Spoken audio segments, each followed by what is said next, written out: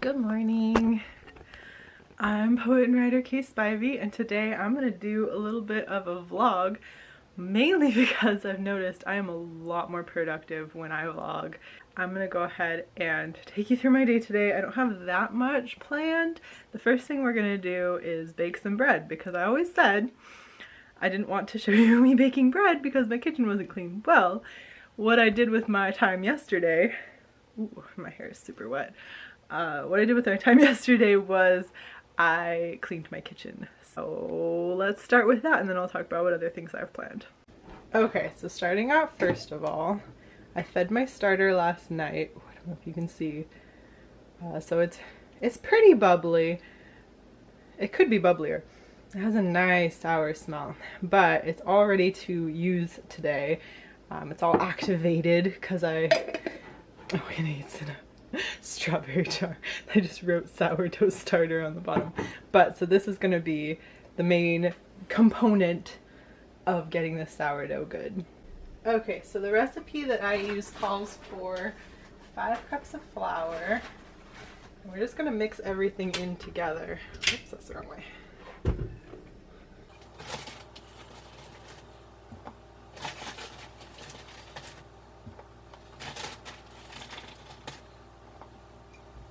5 cups of flour. Oh, I was going to talk to you about what I'm planning for the day. It's not much, let's be honest. Okay, 1 cup of sourdough starter. So you just pour it on in there.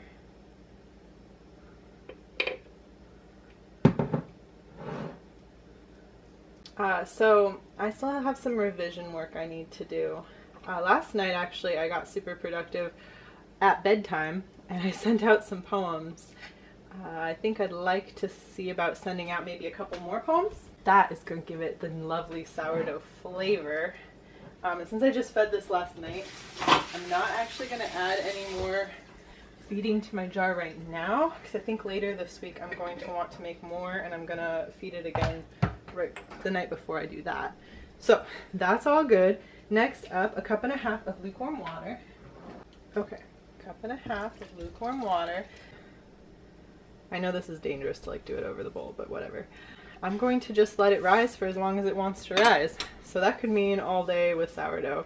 A lot of the time with sourdough, you're supposed to like only mix the flour and the starter together and stuff, but this has worked for me in the past, so just leave it be. That's all the ingredients. You just need 2.5 teaspoons of salt. Never ever skip the salt in your bread. If you've ever had like bland bread, it's because there's no salt in it. Okay, and this is gonna just mix until it's bread. Okay. Once it's mostly mixed, like it's mostly dough, then swing you around over here. Then I'm going to turn it out on my mat, and I'm just going to mix it a little more. I'm going to knead it a little more. I want to get some revision work done. I haven't really been working that hard. A lot of my time has been just like being tired and stressed. Mostly like with the trial, I was kind of stressed. Well, work was very stressful, and so actually the trial has been kind of a break, but being on a jury has just been like really different. And because I'm on the jury 4 days a week and then I work 2, I just don't have a lot of time to do other things. Like I didn't make bread last week. I had been making bread every week. And then I kind of lapsed for a little bit because, you know, just too tired. Since Labor Day, there's no work and there's no court. I'm getting caught up on things. This might not be like proper kneading technique, but I also have to save my wrists, so I have to kind of double hand it. But anyway, so I've been so stressed out. Pretty much the only thing I've been doing is Animal Crossing, and that's going great. My eyelid is looking really good. I've been building and shaping and finally getting villager pictures and things like that, so that's been going fantastic. My writing has kind of fallen to the side. My reading actually fell to the side a little bit too. Also, I finished reading Uprooted, which was like the best book ever. Like, phenomenal. All the Howl's Moving Castle vibes, a little bit edgier. a little bit crazier. Like, it was so good. And then I started reading Spinning Silver, which I was told that a lot of people liked even better. But it has that thing I hate in a lot, that it's like in every book. And like, girls, we need to not be writing this. Guys are writing it all the time, but girls, we have got to stop emulating it. Where there'll be a female character and she's already proven she can like do something, but she'll say something like, but I'm a woman.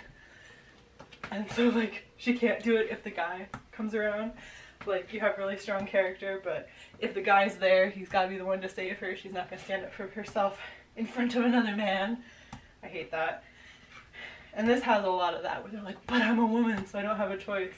Whereas in Uprooted, it was like, even from the start, she's like, once she's figured out what her situation is, like, everyone has goals and dreams and ideas. Like, her friend who thinks she's gonna be the one taken, she already is like, well, after I'm done with my 10 years, I'm gonna go see the world, I'm so excited. And then when she doesn't get taken, she's like, well, I'm gonna see the world anyway, ain't changing my plans. I don't know, there's a lot of agency in it, and maybe this will be easier if I don't have to look over my shoulder every time.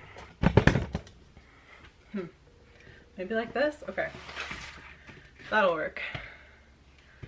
I'll just have you look at me, and I'll show you the bread at the end. All three of the women in Spinning Silver are like, I don't have a choice, I am but a woman. Getting dragged away. I mean, in Uprooted, she like literally straight up murdered the guy who was trying to rape her. That was amazing. She murdered that guy. And I was like, girl, you go. That was crazy. There's just so much agency. I was talking to a friend this morning. She had just watched the new Mulan, and she was just like, it's not better. It's fine. It's not bad. Which is what I kind of feel like about all the Disney remakes. Which, by the way, there's a Chinese version of Mulan that's a live action that's just way better anyway. Plus it has a hot love interest. Disney could never. But I talked to her about it. I talked to her especially about Jasmine, because she had really liked Aladdin. And I felt like I liked Jasmine in the live action, but she felt very like #feminist, whereas actual Jasmine just is feminist. Like, she has already had all this agency. She's constantly standing up for herself. She's constantly taking her life into her own hands. Okay, there's my dough ball. Now I've got to just oil the pot. I'll turn you again so you can kind of see what I'm doing. Jasmine's saving Aladdin. Like, she's constantly proving that she is a full, complete, capable character in the animated version. And they kind of stripped all that agency away from her and replaced it with like, oh, I wish people would care about me for my brain and not my beauty. And just like that wishing rather than like actually doing anything.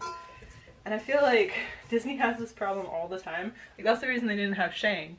Is they're like, oh, no love interest means she's a stronger female character. I'm like, that doesn't mean that at all. Aha. There, and now it has to rise for however long it needs to. Okay, let's keep talking Disney, and I'm gonna go into here.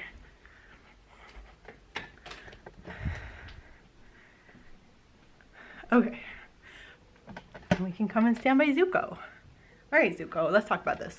So anyway, so Disney has this issue with strong female characters and like taking away their agency and being like, well, but if they say they are, then it's okay. And I felt like that was the problem with Jasmine. And I feel like that's probably the problem with Mulan as well. The problem with Jasmine was they drew her stupid in the animated version. But they could have just put more clothes on her, and she's already a completely fleshed out, like, interesting character. But instead, they just kind of stripped away all of like her action, which was like the problem with like book Hermione versus movie Hermione, where you can say she's the smartest witch all you want, and in the book they show it repeatedly over and over and over again. They're showing that she is the smartest witch of her age. But in the movie, if you take away all of that, how am I supposed to believe you that she's the smartest witch if you don't show us any of the moments in which she proves that? You know? Those are my thoughts for the morning. I want to introduce you to someone. So you all know Zuko, and you've met Pi. Well, we got another kitty.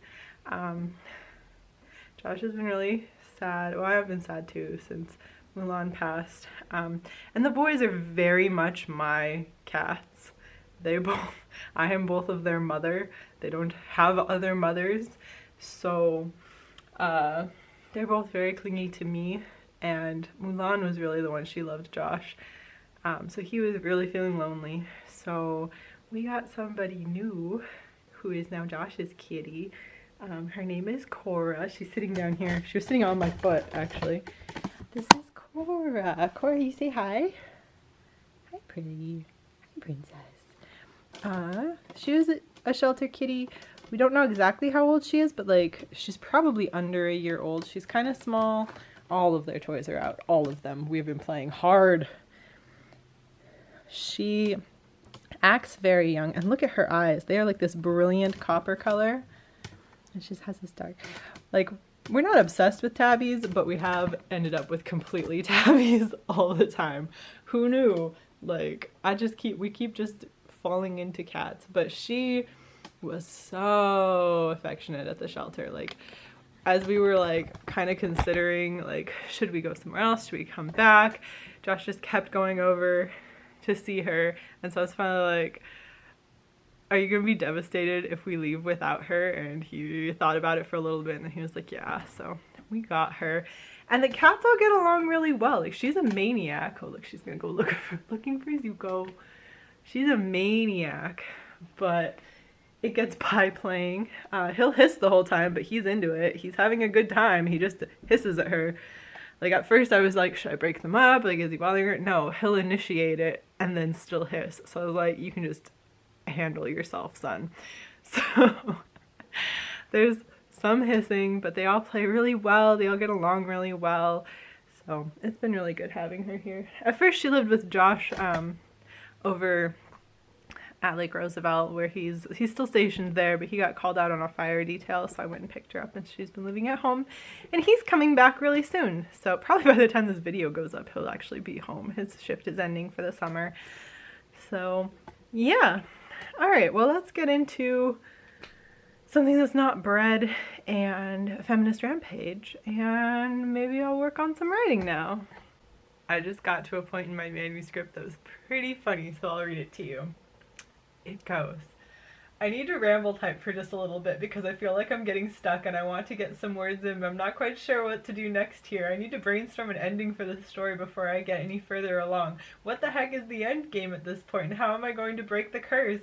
We also need a little more conflict going on. I was thinking maybe we'd have Ash go off to college, but I'm not sure it's going to work, so I'll just have Christmas be the last full moon and have a big date and wrap it up for now. I think we need to introduce more drama, but I also kind of want to come up complete before it gets too insane. I think from here we'll have one more big full moon date and it'll be Christmas time. It'll be very romantic and then I'll just have to wrap it up. I feel like this ending is going to fall a bit flat, but I'm not really sure how to fix that at this point. I really need to get more in touch with romance to figure this one out. Good concept, poor execution. Although I also need to not talk down to myself in writing so much because that certainly sucks. That's what NaNoWriMo does to your brain. Also, I just wanted to say this week I hit 600 subscribers, so thank you to all of you who follow me. It's a big number. I think I'm not gonna do like a live Q&A. I'm a little nervous about lives still, but when I hit 1,000, I promise I'll do a live Q&A because I feel like 1,000 people, like, y'all might have some questions for me or something, so I will do a live video when I hit 1,000 subscribers. But I wanted to thank all 600 of you who are subscribed right now.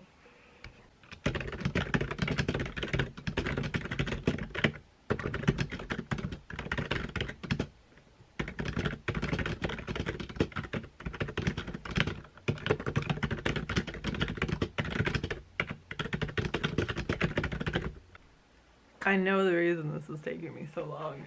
I know it's because I'm at a point in the manuscript where the next part I've written, there have to be some chapters before that.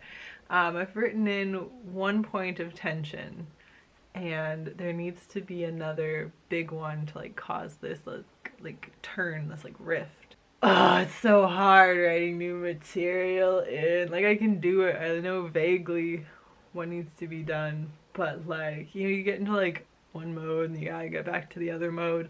And the next chapters that I've written are so fun. It's the Christmas date. It's so cute. Even if that section is good, there has to be a big old chunk before that, and then there needs to be a little chunk after that that I've never written.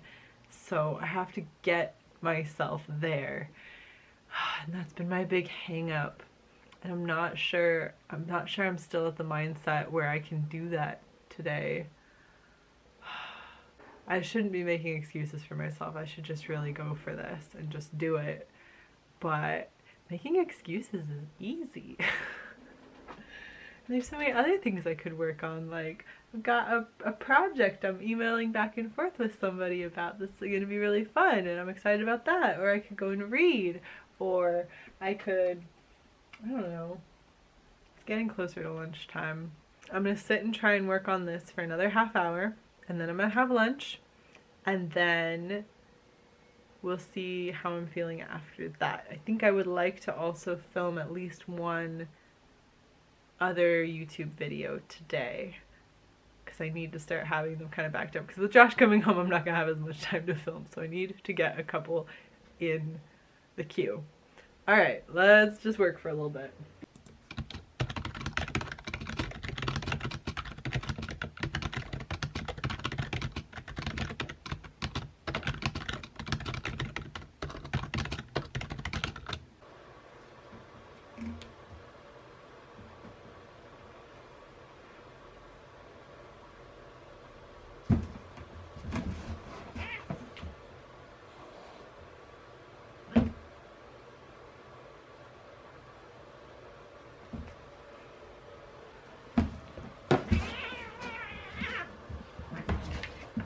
See, the thing is, it sounds like he's upset.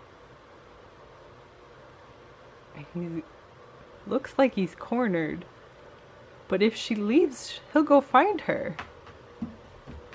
Also, she's pretty gentle, and she's pretty small. So I'm not that worried, but like, this is what I have to deal with all day, is Pi being like this. And Zuko just sits and watches. He's kind of funny.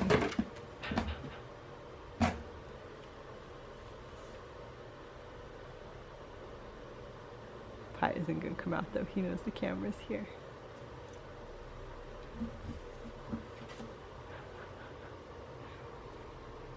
So go get in on that. Go play.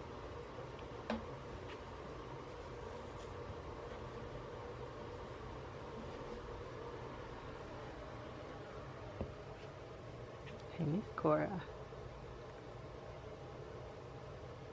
Hey, Mr. Zoos. I had something in my eye earlier, so I don't think I'm gonna put any makeup today. So I probably won't film another video, but I had forgotten we're making bread, so it's about time to go check on it. So let's go do that. Well, it's not really there yet. Well, we'll give it some more time. Hi, Cora. Hi, Zuko. Hi, Pi. Oh, hi. We're gonna go out on the porch. Not you, Pi. Just me. Not Pi. And I'll show you how the late summer plants are doing. So this one, actually, my mom brought over. So obviously that's a tomato. And then I believe this one, oh no, this is some kind of a squash. Look at those flowers. We can actually get something. Oh, here. This thing with the curly things. This is a cucamelon. Obviously it doesn't have any melons on it, but yeah, my husband really likes cucamelons. Oh, here we go. Is it a zucchini? What did she give me? Something's growing. All right, all right. She also gave me a tiny fig. It's just hanging out over here right now. It's getting attacked by the lavender. The lavender has kind of gotten too big for its britches. At the end of the summer, I always cut it back, but this year it got so big and it kind of didn't grow up. It kind of grew out. There hasn't been too much room. Once again, bougainvillea doing gorgeous, but no flowers. And I think it's been so stressed the past 2 years, we're probably not going to get flowers for a little while off this guy, but maybe since it did this good this year, next year we might get some. And of course the guava has come back to life. I'm pretty excited about how good this one's looking, considering it was pretty much like a stick before. It's got some really good leaves now. Chinese lantern has some lanterns coming in, which is nice considering I stuck it down here because I thought it had died, and now it's grown up around the table, so it's just gonna have to stay there. This little jade has become a nice big jade. The other jade is just like outgrowing its pot actually. It has really outgrown this pot all of a sudden this summer. Okay, so the most exciting thing I want to show you, actually there's two really exciting things, and just keep in mind today is watering day, so the tomato is looking a little sad, but all of it's going to get watered here soon. Look at this. Look at this. This is the same sunflower. See this big part here? That's the same sunflower. And this all has come up. Look at all those. This is one happy sunflower. I mean, it's so tall. Can you see this? It's so tall, it's crazy. Okay, and then down to the tomato plants. So this is the cherry tomatoes, and it is getting out of control too. It suddenly put on another growth spurt, and I'm gonna have to like tie it over so it's not leaning this way. But we have some ripe ones. Look at this. I think it's gonna be ripe like tomorrow. It's like just about there. Look at that. And then over here, oh my gosh, this one's gotten too big for its britches too. Look at this. This is huge. It's so big, it's actually gotten heavy, so I'm gonna have to rearrange the sticks to kind of help hold it up a little bit better, but damn, it's gotten so big. Actually, I'm gonna do that right now. 1 second.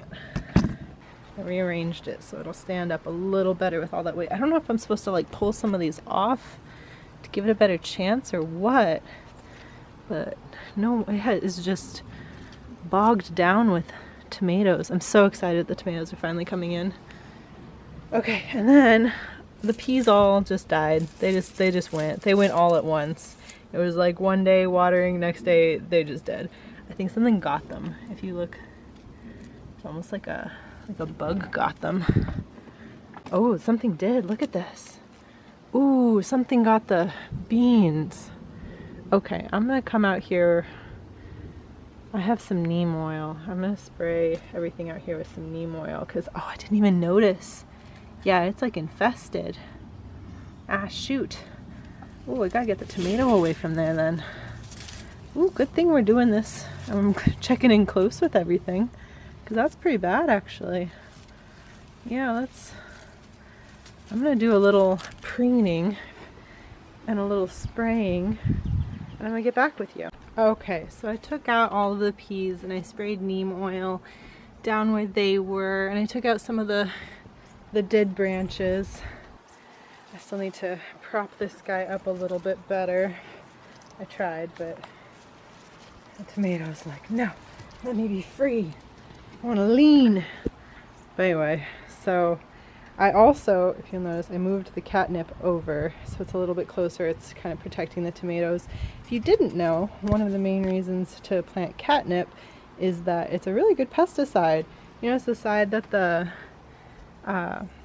this one that was touching the catnip, thriving, no bugs. So I'm moving it over here to kind of get anything else. And the other thing that's really good is the Chinese lantern plant is also a pretty good pesticide. So notice like no bugs over here because it's near the Chinese lantern. So hopefully I can kind of triangulate and keep some more of the pests away. I don't know if maybe they're like living down in there. I'm not sure. Hopefully this will work and they won't get my tomatoes before I can harvest them. But today is Miracle Grow Day, so I'm going to get the Miracle Grow all whipped up and I'm gonna get the plants watered. Zuko, were you watching? You were. I think Cora was too. She's hiding. They're not supposed to get back there, which is why the fan is trying to block it, but obviously they're cats. This is from watering. Hi, Pie. Hi, Cora. Okay. I'm becoming a little skeptical the bread is gonna work out. I hadn't realized I was keeping the kitchen a little bit cool, so it might take it like all night, but you know, I'll just wait for it. If it's messed up, it's messed up. might have to redo. I'm gonna work on writing for like a half hour more, and then I'm going to make some dinner. Not at all sponsored, but I've been getting the Blue Apron boxes, mostly because I've been a little cringe about going to the grocery store with COVID, and so I just wasn't shopping. I wasn't getting myself groceries. I was relying on takeout, and then I was having a lot of struggles because apparently DoorDash can't find my house. And I met the other neighbor with another number that's the same as mine that lives down the block that they kept delivering my stuff to. It was really frustrating, like to the point where I sent in like 3 or 4 complaints, and every time they're like, oh, it's never gonna happen again. You're like, okay, cool, they fixed it. I put in as much descriptive, I could not be more descriptive, and then it'll happen again, and then, I mean, oh, it's so annoying. So it's like, I need to stop ordering my food from like takeout. I either need to get myself out and go get things, or I need to do something else, and I decided I was going to try Blue Apron. I'm at least an okay cook, so I didn't need something that was a little bit more give it to you. Like I felt like HelloFresh is very like simple recipes, like there are things I could come up with on my own. I always felt like Blue Apron was a little fancier. The recipes are all things I would not come up with on my own. It has interesting combinations, and so I kind of learned something new, and so I decided to get that and try it. And so I've been making that for a little bit, and some of the recipes are wonderful and some of them are kind of like but at least it's been something to look forward to and kind of something interesting to do after court, and I'm not doing as much takeout and not as much eating out or eating junk, because I was also eating a lot of junk, just like ramen or like plain rice with an egg on it, which I love, but you can't be having that every meal. But I'm going to work on revisions for a little bit longer, and then I think I'll watch some YouTube and check on the bread again. It has had, what time did we start it? Like 11? It's about 4:30. Yeah, it's that late. It might be it's just not going to do anything, but we'll see. It might be like a 9 or 10 o'clock loaf where we're putting it in. I might just put it in the fridge and just do it tomorrow. Give it all night to rise. Alright, I'm going to work for a little bit, and then we'll make dinner.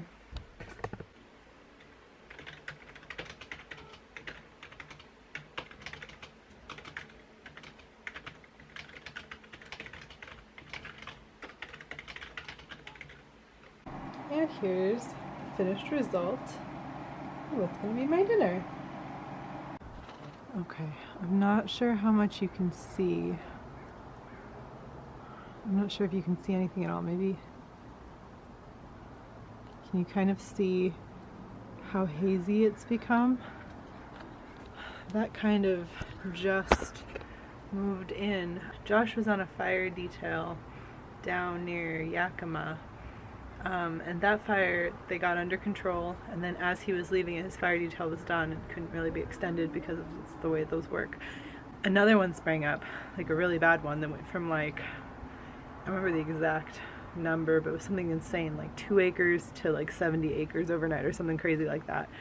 And it's still raging. But also, he went back to the park he's at, Lake Roosevelt, and they're on fire now. Just today, he said in 3 different areas, these massive fires just sprang up, and he's been sending me pictures. And it's been kind of windy today, but this haze just moved in. And, like, the smell of smoke is really, really strong right now. So that could be from the fires he's dealing with. So I've closed up all the windows in the house, and we'll see. I know California's been having a lot of trouble with fires. I mean, it's been really bad in California, actually. Okay, I need to go inside. Actually, it's really smoky out. Oh man, okay, it's like really smoky out. Colorado, where my parents live, has also been having some serious fire issues. Here we'll have Cora in the background.